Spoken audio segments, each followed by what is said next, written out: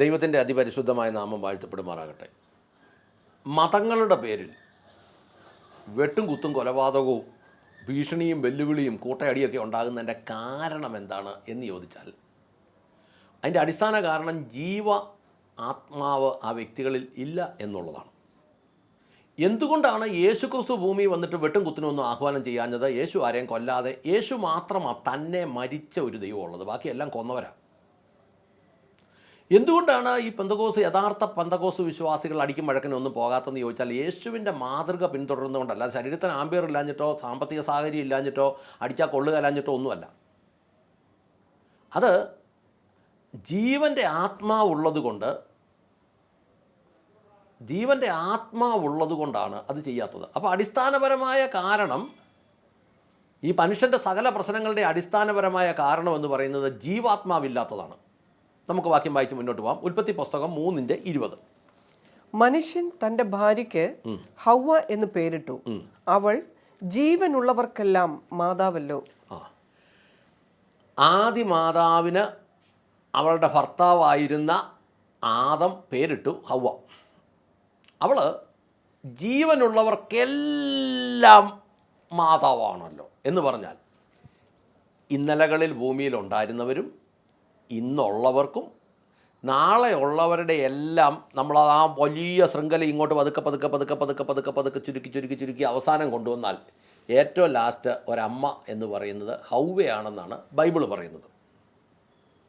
അതായത് ഭക്ഷണപാനീയങ്ങൾ എൻ്റെ ശരീരത്തിന് രക്തവും മാംസവും ആയിത്തീരുന്നത് പോലെ സാത്താൻ്റെ വൃക്ഷത്തിൻ്റെ ഫലം, അതായത് സാത്താൻ തന്നെ ആയിരുന്ന വൃക്ഷത്തിൻ്റെ ഫലം, അത് ആദി മാതാവ് പിതാവ് കഴിച്ചത് കൊണ്ട് ആദി മാതാവിൽ നിന്ന് ജനിച്ചവരിലേക്കെല്ലാം എന്ന് പറഞ്ഞാൽ, ഈ നമ്മളൊരു ഗ്രാഫ് വരയ്ക്കുകയാണെങ്കിൽ ആദത്തിൻ്റെ അവിടെ നിന്ന് ഇങ്ങോട്ട് ഇങ്ങനെ വലുതായി വന്ന എല്ലാ തലമുറയിലേക്ക് ഈ രക്തം പോയി, അല്ലെങ്കിൽ ഈ മാതാവിൽ നിന്നുള്ള രക്തത്തിലൂടെയുള്ള ഈ സാത്താൻ്റെ വിഷം പോയി. സാത്താൻ എന്ന വ്യക്തി തന്നെയായിരുന്നു ഈ നന്മതന്മകളെക്കുറിച്ചുള്ള തിരിച്ചറിവിൻ്റെ വൃക്ഷം. ആ വൃക്ഷത്തിൻ്റെ പ്രവൃത്തി ഇപ്പോൾ ഭൂമിയിൽ ഇത്രയാണേ അതൊരു വൃക്ഷമായിട്ട് നിൽക്കുമ്പോൾ അതിൻ്റെ വിഷം എത്ര ശക്തമായിരിക്കും. ആ ഫ്രൂട്ട് മുഴുവൻ അതിശക്തമായ വിഷമായിരുന്നു എന്ന് മാത്രമല്ല, അത് സയനൈഡൊന്നും അതിൻ്റെ മുമ്പിൽ ഒന്നുമല്ലായിരുന്നു. അത്രയും ശക്തമായ വിഷമുള്ള ഒരു ഫ്രൂട്ടായിരുന്നു അതിന്, അല്ലെങ്കിൽ ഒരു ഫലമായിരുന്നു അത്. ഇത് തിന്നപ്പോൾ ആദി മാതാവിൻ്റെയും ആദി പിതാവിൻ്റെയും രക്തത്തിൽ ഇത് കലർന്നതുകൊണ്ട് പിന്നീട് ഇവരിൽ നിന്ന് പുറത്തേക്ക് പോയ തലമുറകളിൽ എല്ലാ വ്യക്തികളും ഈ രക്തത്തിന് അവകാശം ഉണ്ടായി, അല്ലെങ്കിൽ ഈ വിഷത്തിന് അവകാശം ഉണ്ടായി. അതുകൊണ്ടാണ് യേശു ഈ തലമുറയ്ക്കകത്ത് കയറി വന്നിട്ട് മാംസത്തിൽ മരിച്ച് ആത്മാവിൽ ഉയർത്തത്. ഈ ഫലവും പഴവും തുല്യമാണ്. ഉദാഹരണം പറയാം, നമുക്കൊരു മാവിൻ്റെ തോട്ടം ഉണ്ടെന്ന് വെച്ചു. എനിക്കതിൻ്റെ ഫലം കിട്ടുക എന്ന് പറഞ്ഞ അർത്ഥം എന്നാ? പഴം കിട്ടുക എന്നാ. ഇനി പഴം കിട്ടുക എന്ന് പറഞ്ഞ അർത്ഥം എന്നാ? ഫലം കിട്ടുക എന്നാ. മാവിൻ്റെ തോട്ടമുണ്ട്, ഒരു 500 മാവുണ്ട്, അല്ലെ 50,000 മാവുണ്ട്, ഓരോരുത്തരുടെ ആക്കം അനുസരിച്ച്. ഒരിക്കൽ പോലും ഒരു മാങ്ങ ഉണ്ടാകുന്നില്ലെങ്കിൽ അകത്തുനിന്ന് വല്ല ഫലവും കിട്ടുമോ? ഇല്ല. അപ്പോൾ എനിക്കതിൻ്റെ ഫലം കിട്ടിയില്ല എന്ന് പറഞ്ഞാൽ, ഇനി പെന്തക്കോസ്തുകാരൻ്റെ ഭാഷയിൽ പറയാം, എനിക്ക് എൻ്റെ തോട്ടത്തിൽ നിന്ന് നന്മ കിട്ടിയെന്ന് പറയണമെങ്കിൽ എന്നാ ചെയ്യണം? ഇതിന് മാവും തോട്ടമാണെങ്കിൽ നന്മ കിട്ടണേ എന്നാ വേണം? പഴം വേണം. പഴം തന്നെയാ ഫലം, ഫലം തന്നെയാ പഴം. അപ്പോൾ ഇത് കായ്ക്കുന്നില്ലെങ്കിലോ? അപ്പോൾ എന്ന് പറഞ്ഞതുപോലെ ഈ ഏദൻ തോട്ടത്തിൽ നിന്ന നന്മതിന്മകളുടെ വൃക്ഷം അതിൻ്റെ സർവ്വപ്രതാപത്തോടും കൂടിയുള്ള, അതിൻ്റെ സർവ്വ ഉഗ്രതയോടും കൂടിയുള്ള, അതിൻ്റെ സർവ്വ വിഷവും കൂടെ ആവാഹിച്ച പഴങ്ങളത്തലുണ്ടായി. എത്ര പഴം ഉണ്ടായെന്നറിയത്തില്ല, പക്ഷേ അതിൽ ആ ഏറ്റവും വിഷം കൂടിയ ഒരു പഴം, അതിന് എല്ലാ പഴങ്ങളും ഒരുപോലെ തന്നെ ആയിരിക്കാം, പക്ഷേ അതിൽ നിന്ന് ഒരെണ്ണം തിന്നു. അതുകൊണ്ട് എന്നാ സംഭവിച്ചു? ഏകൻ നിമിത്തം ഭൂമിയിലേക്ക് മരണം വന്നു. ആരാ ഏകൻ? ആദം. ഏകൻ നിമിത്തം ഭൂമിയിലേക്ക് ജീവനും വന്നു. അതാരാ? യേശു. ആദ്യത്തെ ആദാമിൽ നിന്ന് മരണം തലമുറ വന്നു. ഒടുക്കത്തെ ആദാമിൽ നിന്ന് ജീവനും വന്നു. അപ്പോൾ ഏദനിൽ ആദം പഴം തിന്നപ്പോൾ അവന് ആത്മമരണം സംഭവിച്ചു, പക്ഷെ അവന് ജീവനുണ്ടായിരുന്നു. ഉൽപ്പത്തി 2:7 വായിച്ചേ. യഹോവയായ ദൈവം നിലത്തെ പൊടി കൊണ്ട് മനുഷ്യനെ നിർമ്മിച്ചിട്ട് അവന്റെ മൂക്കിൽ ജീവശ്വാസം ഊതി, മനുഷ്യൻ ജീവനുള്ള ദേഹിയായി തീർന്നു. NIV ബൈബിളിലും ജീവനുള്ള ദേഹിയായി തീർന്നെന്ന് എഴുതിയേക്കുന്നത്. പക്ഷേ സത്യമായിട്ട് പറഞ്ഞാൽ ആ വാക്യം തെറ്റാണ്. അത് ഊതിയപ്പോൾ അവൻ ജീവനുള്ള ആത്മാവായി തീർന്നെന്നാണ് സത്യം. ജീവ ആത്മാവായി തീർന്നു. ഈ ജീവ ആത്മാവാണ് പഴം തിന്നാൽ മരിക്കുമെന്ന് ദൈവം പറഞ്ഞത്. ഈ നന്മതിന്മകളെക്കുറിച്ചുള്ള അറിവിൻ്റെ വൃക്ഷത്തിൻ്റെ ഫലം തിന്നാൽ മരിക്കും എന്ന് പറഞ്ഞത് ഈ ജീവാത്മാവാണ്, ദേഹിയല്ല. ദേഹി മരിച്ചിട്ടില്ല. ഇത് തെറ്റായത് എഴുതി വെക്കുന്നത്. മലയാളത്തിൽ 10 12 വേർഷനുകൾ ഞങ്ങൾ പഠിക്കുമ്പോഴും മിക്ക സ്ഥലത്തും ഇത് തെറ്റാണ്. മലയാളി നിലവിളിച്ചോ ദൈവസന്നിധിയിൽ ഒരു ഒറിജിനൽ തർജ്ജിമ ബൈബിൾ വരാൻ. ഇവിടെ ഈ ജീവനുള്ള ദേഹി എന്നല്ല, ദൈവം ഊതിയപ്പോൾ അവൻ്റെ ഉള്ളിൽ അത് ജീവ ആത്മാവായി മാറി. ജീവനുമായി ആത്മാവുമായി മാറി. ഈ ജീവാത്മാവ് ഈ നന്മതിന്മകളെക്കുറിച്ചുള്ള അറിവിൻ്റെ വൃക്ഷത്തിൻ്റെ ഫലം തിന്നപ്പം ജീവ ആത്മാവിൽ ആ ജീവൻ്റെ ആത്മാവ് മരിച്ചു, ജീവൻ മരിച്ചില്ല. എന്നിട്ട് ഉൽപ്പത്തി 3:20 പറയുക അവൾ ജീവനുള്ളവർക്കെല്ലാം മാതാവാന്ന്.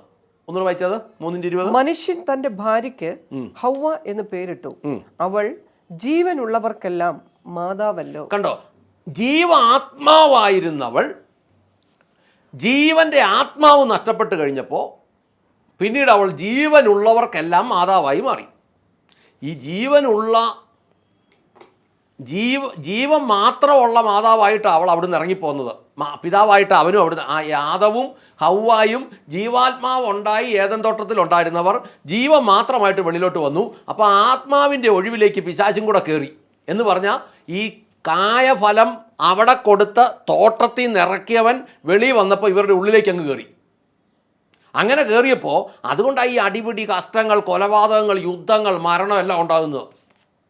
മതത്തിൻ്റെ പേരിൽ അടിപിടിയിൽ ആൾക്കാരെ തല്ലിക്കൊല്ലുമല്ലേ. അതെന്തുകൊണ്ടാണെന്ന് ചോദിച്ചാൽ അവിടെ എല്ലാം വ്യാപരിക്കുന്നത് ഈ പിശാച. എവിടെ പരിശുദ്ധാത്മാവുണ്ടോ അവിടെ വിടുതലും രക്ഷയുണ്ട്. ഈ ഒരു ഉദാഹരണം നോക്കാം. ആദത്തിന് 2 മക്കളാണ് ഉണ്ടായിരുന്നത്. ആദത്തിലും ആത്മാവില്ലായിരുന്നു എന്ന് പറഞ്ഞാൽ ആദത്തിലും ജീവാത്മാവില്ലായിരുന്നു, ജീവൻ മാത്രം ഉള്ളായിരുന്നു വെളിയിൽ വന്നപ്പം. ഹൗവയിലും ജീവൻ മാത്രം ഉള്ളായിരുന്നു. ഇവർ 2 പേരിലൂടെ ഉണ്ടായ മകനിലും മക്കളിലും ജീവൻ മാത്രം ഉണ്ടായിരുന്നുള്ളൂ. അവിടെ പിശാചും കൂടെ കയറി പരിവർത്തിച്ചത് കൊണ്ട് ഒരുത്തനെ കൊന്നു എന്ന് പറഞ്ഞാൽ അവനിൽ ജീവാത്മാവില്ലായിരുന്നു.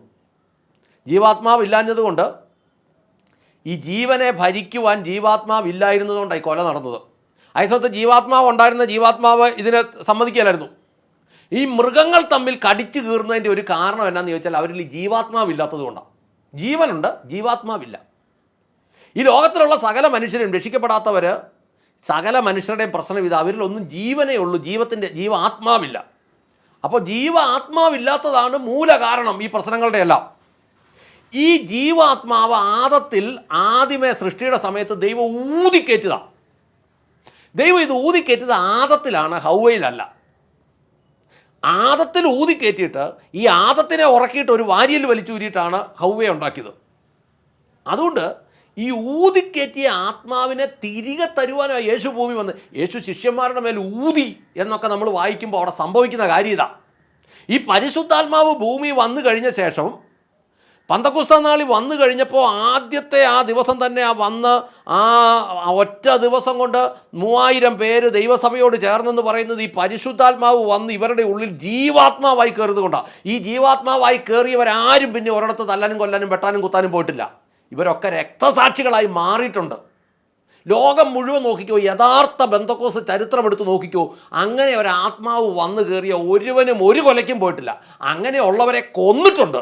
പക്ഷേ അതിനെ വചനം വിളിക്കുന്നത് രക്തസാക്ഷിത്വം എന്നാണ്.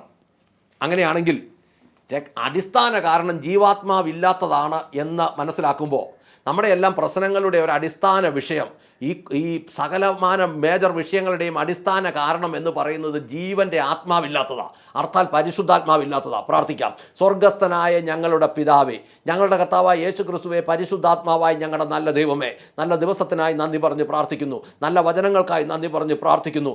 ഏദൻ തോട്ടത്തിൽ ആദിപിതാവിലേക്ക് ഊതിക്കയറ്റിയ ആ ജീവൻ്റെ ആത്മാവ്, അവർ ജീവാത്മാവായെങ്കിൽ അത് പാപം ചെയ്തപ്പോൾ, നന്മതിന്മകളെക്കുറിച്ചുള്ള അറിവിൻ്റെ വൃക്ഷത്തിൻ്റെ ഫലം തിന്നപ്പോൾ ആദത്തിൽ നിന്നും ഹൗവയിൽ നിന്നും ആ ജീവാത്മാവ് നഷ്ടപ്പെട്ടെങ്കിൽ കർത്താവെ, ആ ഉൽപ്പത്തി പുസ്തകം 3:20 ഞങ്ങൾ വായിക്കുന്നു, അവൾ ജീവനുള്ളവർക്കെല്ലാം മാതാവായി.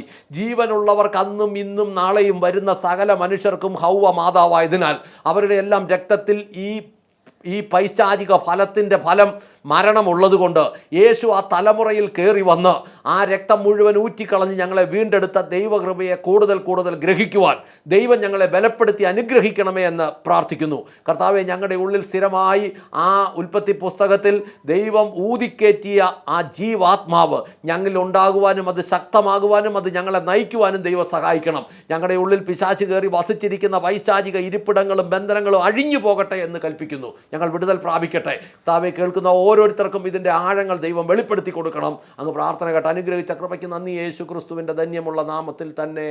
ആമേൻ, ആമേൻ, ആമേൻ.